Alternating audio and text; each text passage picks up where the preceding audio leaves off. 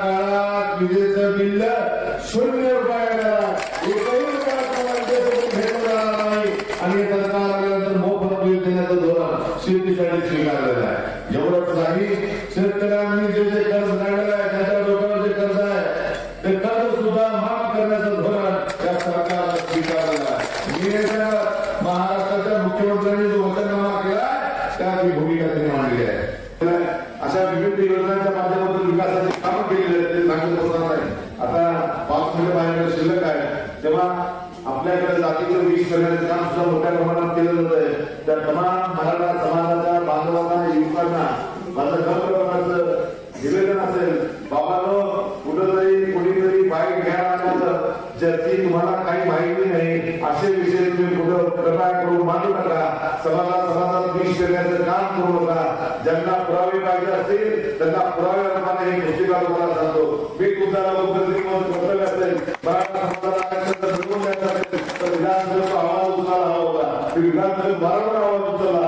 एक झालं नाही, आंदोलन नाही. विधानसभेच्या पायऱ्यावर आंदोलन करून मी ते फोटोग्राफ आहे जे आज काढलेले फोटोग्राफ आहेत त्या कागदात कधी काढले नंतरच्या काळात आम्हाला आरक्षण मिळाला पाहिजे ती भूमिका पत्राच्या रूपाने सरकारने मांडली. एवढंच नाही मराठा समाजाला आरक्षण मिळावं यासाठी रवी सर दोघांनी मिळून ताकदीने यावर निर्णय घ्यावा असा पत्रव्यवहार महाराष्ट्राच्या मुख्यमंत्र्यांशी केला. तेही पत्रव्यवहार पुस्तक कोणीतरी येऊन वापट कसा मांडून कोरडे आश्वासन देऊन तुमचा फोन उचलता म्हणणारा माणूस पुन्हा विश्वास ठेवू नका. विनम्रपणाने सांगतोय वापट कसा नाही. अशीच पुस्तिका तयार केली, फोटोग्राफ घेतले, इतक्या कालखंडात 3 लोकांचे जीव गेले त्याचं पुस्तक रूपाने तयार केलं. गडकरी साहेबांकडे दिल्लीला प्रश्न मांडला सांगत असेल येऊन गेलो ते गेलो माझा त्याला जाहीर आम्हाला विचार करो माझा अधिकार नाही केला करायचा पण माझ्या मंत्र्याकडे जाऊन न्याय मागायचा माझा अधिकार होता. तो न्याय मागितला न्याय मला करणार. तेव्हा ही जी गोष्ट दाखवतोय ते पुस्तक रूपाने 5 वर्षात आमदार म्हणून काय केलंय ते तुमच्या समोर शिल्लक लागलेला आहे. तेव्हा जास्त बोलता मी गरजेची विनंती करतो सगळ्यांना मतदार मंडळांना भगिनीला ते तुमची मी केलेलं काम तुम्हाला रुचलं असेल आणि योग्य वाटत असेल तर आपण 1 नंबरचं धनुष्यबाणाचं प्रकरण लावून तुमची सेवा करण्यासाठी मला या तालुक्याच्या विकासासाठी आला त्यापेक्षा 1 रुपया जास्त म्हणून पुढच्या काळात या तालुक्याला विकासाकडे नेण्याचं काम करेल हा शब्द तुम्हाला देतो. तेव्हा तुमच्या उमरगा लोहारा विधानसभा मतदारसंघात शिवसेना महायुतीचे अधिकृत उमेदवार ज्ञानराज चौगुले यांच्या प्रचारार्थ शनिवार दिनांक 16 नोव्हेंबर रोजी उमरगा तालुक्यातील तुरोरी या ठिकाणी संपन्न सभेत आमदार चौगुले यांनी ग्रामस्थांशी संवाद साधलाय. उमरगा लोहारा विधानसभा मतदारसंघातील शेती आणि शेतकऱ्यांसंदर्भातील प्रश्न तात्काळ मार्गी लावण्यासाठी आपण नेहमीच प्रयत्न करत आलो आहोत असे प्रतिपादन यावेळी केले. यावेळी व्यासपीठावर माजी अर्थ आणि बांधकाम सभापती भाजप नेते ॲडव्होकेट अभयराजे चालुक्य, मराठवाडा निरीक्षक युवा सेना किरण भैया गायकवाड, माजी सभापती दिलीप गौतम, गुंजोटी माजी सरपंच विलास वडकर, प्राध्यापक शौकत पटेल, ज्येष्ठ ग्रामपंचायत सदस्य अशोक जाधव, माजी तंटामुक्ती समिती अध्यक्ष अनिल जाधव, माजी उपसभापती युवराज दाजी जाधव, माजी कृषी उत्पन्न बाजार समिती सदस्य मुरलीधर जाधव, नितीन जाधव, उपसरपंच तुकाराम जाधव, युवा नेते विकास जाधव, माजी तंटामुक्ती अध्यक्ष तुकाराम जाधव, शाहूराज भोसले, भाजपा जिल्हा उपाध्यक्ष बिदर शंकरराव नागदे, माजी नगरसेवक पंढरीनाथ कोणे, माधव जाधव, ॲडव्होकेट अक्षय तोतला यांची प्रमुख उपस्थिती होती.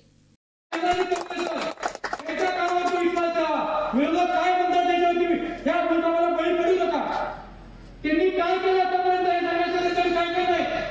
खालच्या पातळीवरती जाऊन वाटेल ती टीका करून राजकीय पोळी मारण्याचं काम त्यांचं चालू आहे. त्यांच्या नेत्यांनी काय केलं, त्यांच्या नोकरीने काय केलं हे सांगायचं काही नाही. भविष्य काळामध्ये ते काय करणार आहेत हे सांगायचं त्यांच्याकडे काही नाही. म्हणून कुठेतरी जातीवादी समीकरण जुळून आणि सर्वात महत्वाचं म्हणजे मराठा आरक्षणावरती दिशाभूल करून त्यांचं काम चालू आहे. आवर्जून मराठा आरक्षणाचं आपल्याला सांगायचंय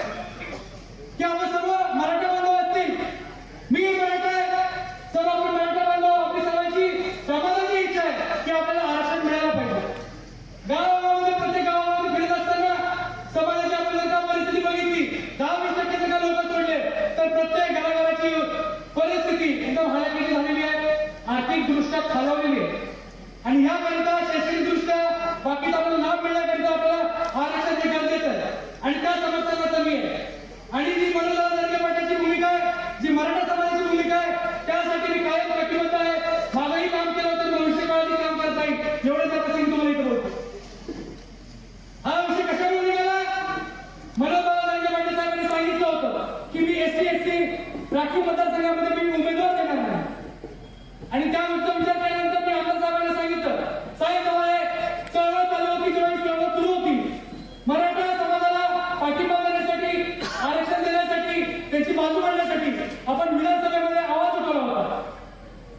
रवी सरांना घेऊन आपण मुख्यमंत्री माननीय एकनाथजी शिंदे साहेबांना आपण सातत्याने भेटला, सातत्याने आपण पाठपुरावा केला. आणि तुम्ही हे जे काम केले हे मनोज जरांगे पाटील यांना कळणं गरजेचं आहे. म्हणून तुम्ही जे काम केले त्याचा लेखाजोखा आपण दादांकडे सांगू. त्या पद्धतीने आम्ही मनोज वेळ घेतला, त्यांना आम्ही भेटलो.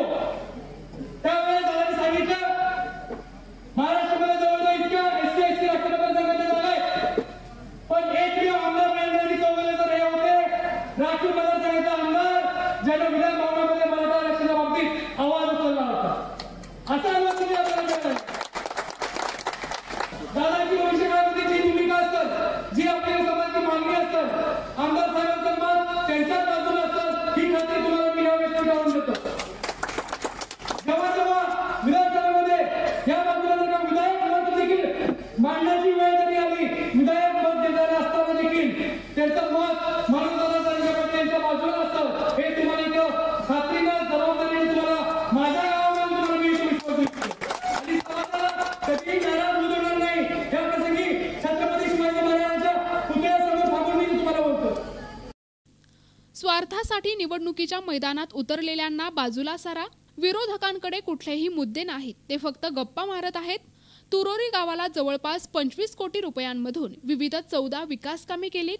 शेतकऱ्यांसाठी महाराष्ट्राच्या तिजोरीवर पहिला हक्क शेतकऱ्यांचा आहे. शेतकऱ्यांना कर्जमाफी जाहीर करणार आहोत. तसेच शेतकरी सन्मान योजना जी पंतप्रधानांची आहे त्याचे 6,000 रुपये आणि आपले 6,000 रुपये असे एकूण 12,000 जे आहेत त्या 12,000हून आता वर्षाला 15,000 करण्याचा निर्णय महायुती सरकारने घेतला आहे. या प्रसंगी पंडित शिंदे, शिवाजी माडीवाले, माजी तंटामुक्ती अध्यक्ष पवन जाधव, प्रवीण साठे, विजय भोसले, बालाजी माणिकवार, संजय जाधव, सुभाष जाधव, बसवराज कस्तुरे, विजय शिंदे, दीपक पाटील, भीमलाला सूर्यवंशी, राजाभाऊ तुरोरीकर, आष्ट्याचे दयानंद सूर्यवंशी, उमेश जाधव, सुनील राठोड, शिवशंकर जाधव, बबलू शिंदे, राजनारायण कांबळे, अमीर मुरमे, रौफ सौदागर, नन्नू साहेब, DM माने, सौदागर सूर्यवंशी, अप्पा बाळेकर, कांत चोहंगे, बंटी जाधव, धनराज सूर्यवंशी, भरत जाधव, विष्णू जाधव, विजय कुमार शिंदे आदींसह